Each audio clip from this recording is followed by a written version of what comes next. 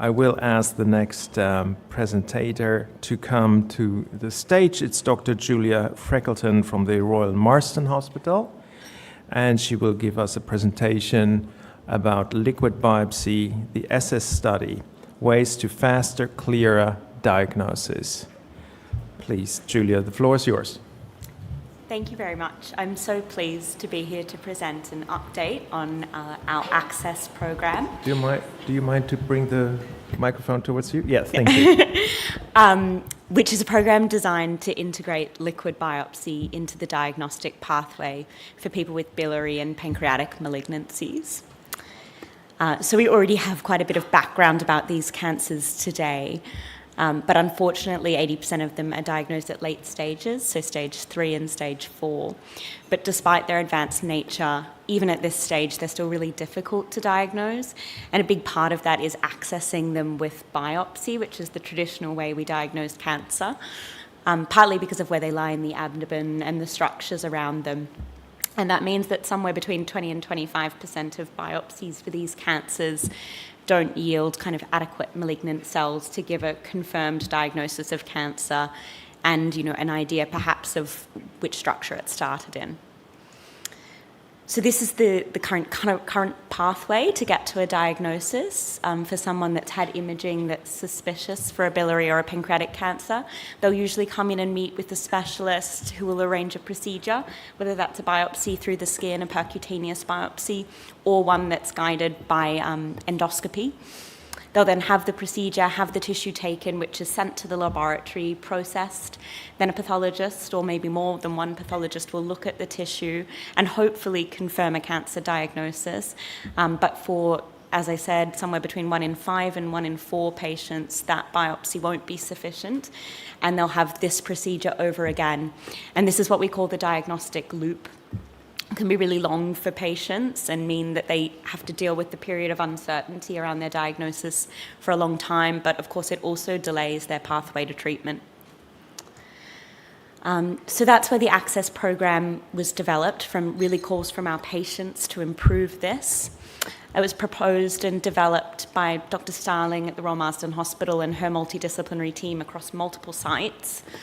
And the idea was to create a pilot program of how we could perhaps introduce liquid biopsy into the diagnostic pathway for people with suspected biliary and pancreatic cancers, and how that could be scaled on a larger scale to hopefully implement more widely nationally. It was awarded a grant in April of 2022 and has subsequently opened and now closed for recruitment. So what is a liquid biopsy? It can be done on any type of body fluid, but in this program we just looked at in blood, and it's looking for fragments of DNA from the tumour. So in blood we find lots of fragments of DNA that have been released from various cells in the body, but in patients with advanced cancer we can often find fragments of DNA from their tumour.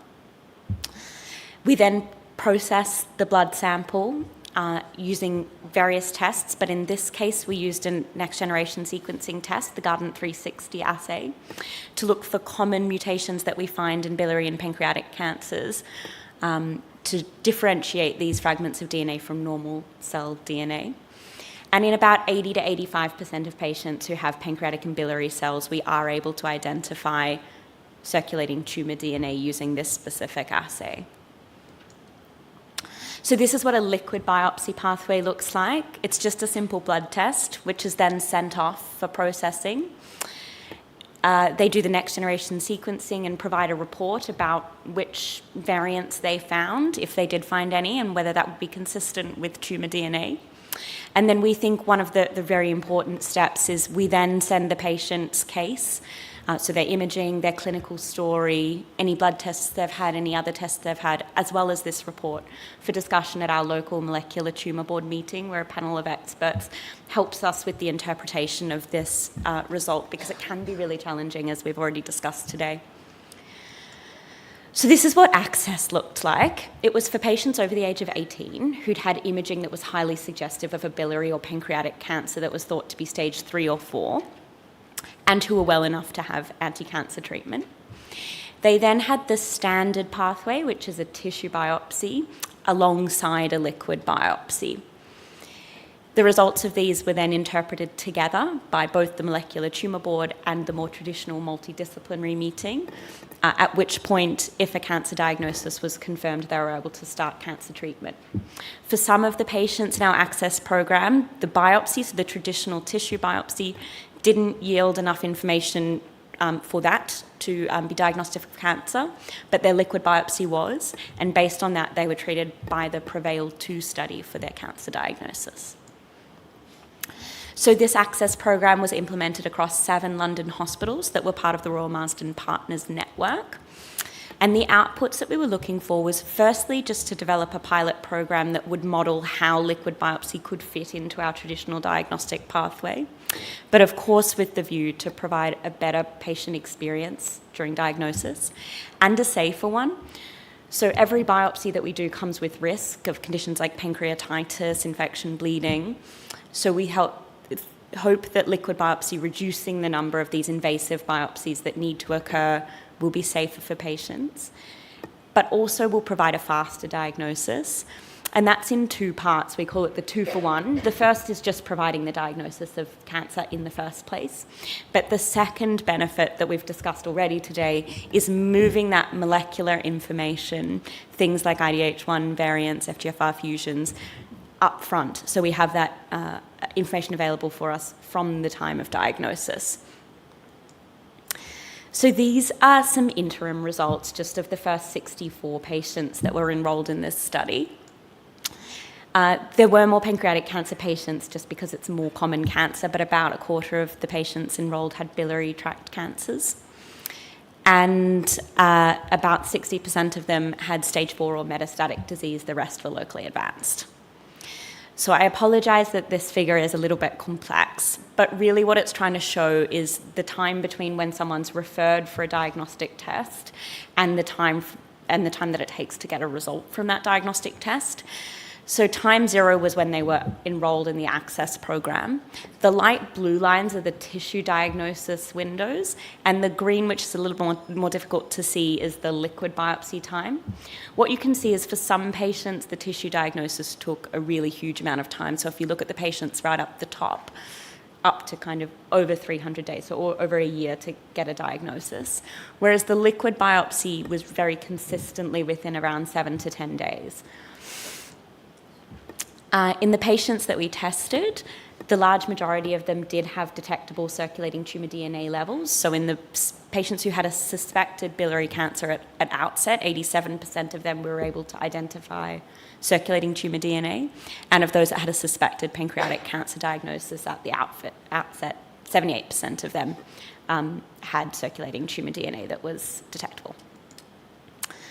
So finally, I have a case study of a patient that was part of the access program. He was a 70-year-old man who had a pancreatic mass found on imaging with some associated liver masses, so was thought to have probably metastatic pancreatic cancer. And this was his diagnostic pathway. So he presented with indigestion and weight loss to his general practitioner, who arranged imaging. The CT scan showed the findings I described earlier. And he was then referred to have a biopsy of one of the liver lesions, a percutaneous one through the skin, which unfortunately didn't yield enough diagnostic information to confirm the diagnosis. After that, he met our team and was entered in the access program. So that's the dual pathway of still pursuing a tissue biopsy, but adding in liquid biopsy at the same time. So he was referred to have an endoscopic ultrasound guided, so a more invasive biopsy. And of course, blood was taken for his liquid biopsy. The second biopsy was consistent with malignancy, so it did confirm the diagnosis of pancreatic cancer. And he also had detectable circulating tumour DNA. Fortunately for this man, we were able to identify that he had a BRCA1 variant very early on, and that was from his circulating tumour DNA, which was discussed at our Molecular Tumour Board meeting and helped guide his oncological management. So he was able to be started on effective chemotherapy that we knew that BRCA1 variant tumours were more likely to respond to, and then also received targeted treatment in the first line, and he continues to do really well. So I hope that this case demonstrates 2 things. The first is that our patients do have often repeated biopsies, and possibly in the future liquid biopsy will be able to reduce that somewhat. But also there is a real benefit, as we've discussed at length today of moving some of this genomic molecular information very early on in the diagnostic pathway, because we're hoping that more and more targeted treatment is going to be available in the first line, perhaps after the ABC-10 study for cholangiocarcinoma, and so having this information is going to be vital. So with regards to the future of the Access program, as I mentioned, we've closed recruitment, and so we are working on preparing the results for publication. We've also engaged with the Network of Excellence to provide health economic information about cost of integrating new technology, which is expensive, but where savings can be found. And we are working with NHS England to hopefully be able to integrate this technology into the standard diagnostic pathway for cholangiocarcinoma, as well as pancreatic cancers. So finally, this is just part of the Access team, which is a really large multidisciplinary team, including patient advocates, without whom none of it would have been possible. Thank you very much.